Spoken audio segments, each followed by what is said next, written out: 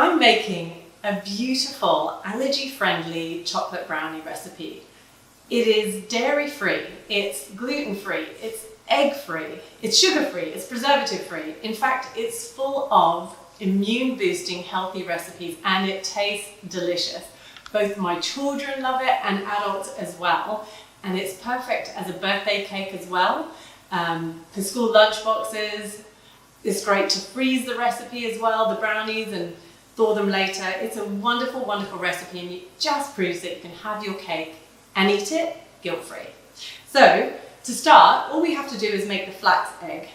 And to do that, I'm just going to pour 3/4 of water into a bowl, and then 1/4 flax meal. So this is ground flax meal and linseed meal. It's the same thing.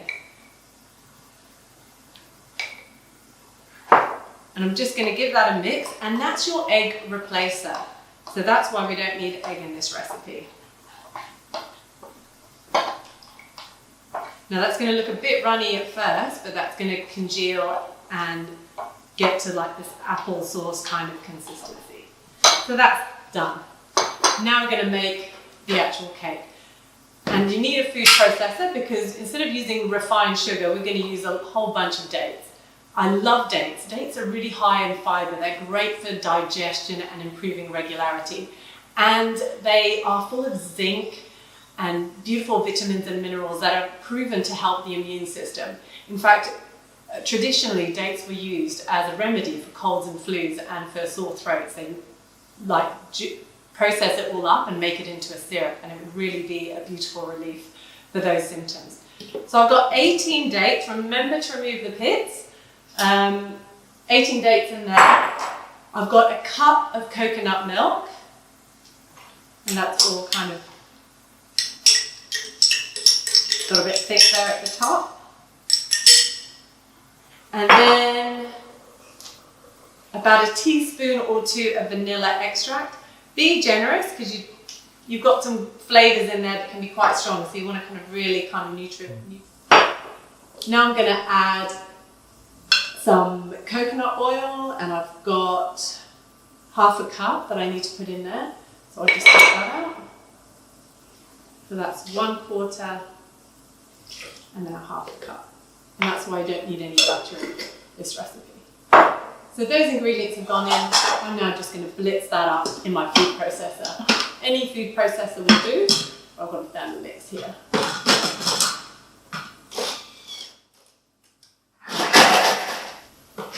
Okay, once you've blitzed that date coconut cream mixture in your food processor and it's turned into a beautiful caramel smooth paste, a bit like that, you're now ready to add the dry ingredients.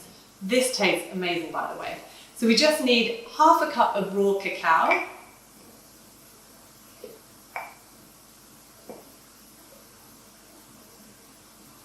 And then 3/4 cup of coconut flour. I'll just get a spoon here because that's a bit dirty. 3/4 cups.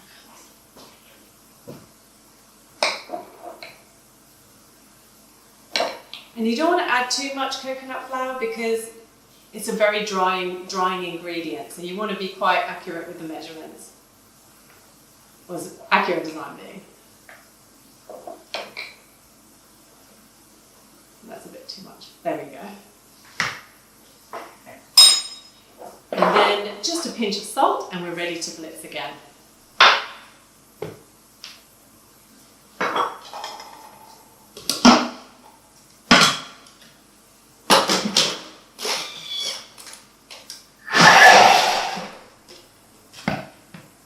So I've put the dry ingredients into the food processor and that's all blended really well. And now it's time to add the flax egg, which has now become sort of that kind of consistency. That kind of glues everything together.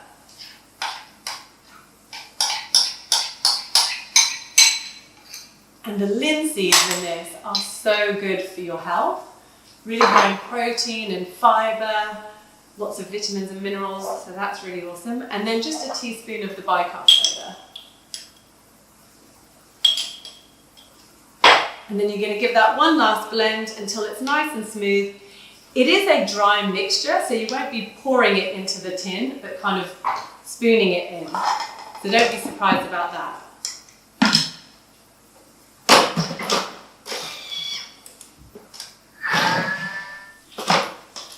Okay, so that's all been blended up now. We've got all those amazing ingredients in here, and your brownie recipe is done.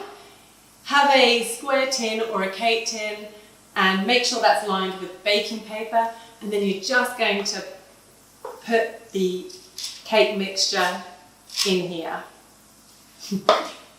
Let's just move this around.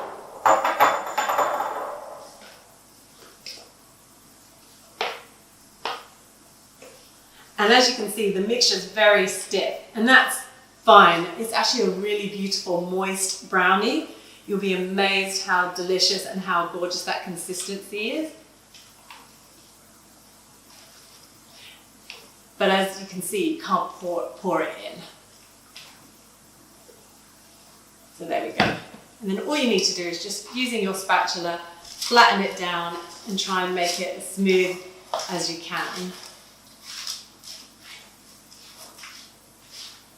Because the shape that you create now is pretty much how it's going to end up looking like when it comes out of the oven.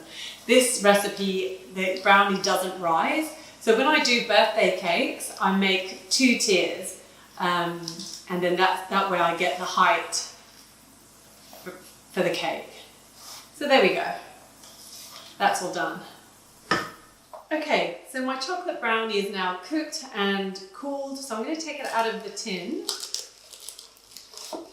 And you can, by all means, just leave the brownie like that. You don't need to ice it. However, I want to prove that if you're on a dairy-free diet and being healthy, you don't have butter, you don't have to miss out on icing, because I'm going to make some icing very quickly now and spread it over the top. And I do this for birthday parties, so I'll put icing on here, and people don't realise they're actually eating a fruit in that icing. So what goes in the icing? Some really surprising ingredients. The main one being avocado. I've got 90 grams of avocado, and I'm going to pop that in my food processor. I've then got 100 grams of sugar. I use Rapadura sugar, or you can use coconut sugar, and I just blitz that in my food processor. You need any icing sugar is fine. You can even use brown rice syrup as well for this recipe for a fructose-free option. And then I've got 40 grams of raw cacao, and I'm going to pop that in my food processor as well. I've got here 90 grams of coconut cream. Try and get the thick part of the coconut cream from the tin if you can. And this icing really sets nicely, just like a proper butter icing. And then the last ingredient is just some vanilla extract. I put about a teaspoon or 2 because you don't want to get that avocado taste in the icing. And then all you have to do now is blitz that in your food processor until it's nice and smooth. So now that's blitzed through, the icing is ready. It's really rich, decadent, beautiful icing. Just take a look at that. And just spread that over your brownie. If I'm making a birthday cake, which I do for my children, I do 2 tiers of the sponge, and then I double the recipe for the icing. And then you have plenty for the middle tier and over the top and around the edges. So, there we go. And it tastes so good. Of course, before you put the icing on your cake, do taste it. Maybe add a bit more sweetener or even vanilla extract if you're getting any of that avocado flavour in there. And there you go. You will fool anyone who tries this chocolate brownie recipe. They'll have no idea it's got no dairy in, no flour or any refined sugars or eggs. So perfect allergy-friendly treat for your children. So, if I can stop eating, you can just slice that up.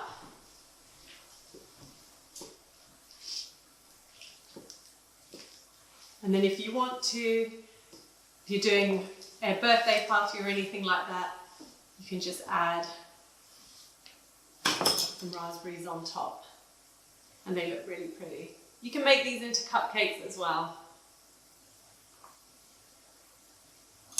But let's see if I can get one out. And there you go.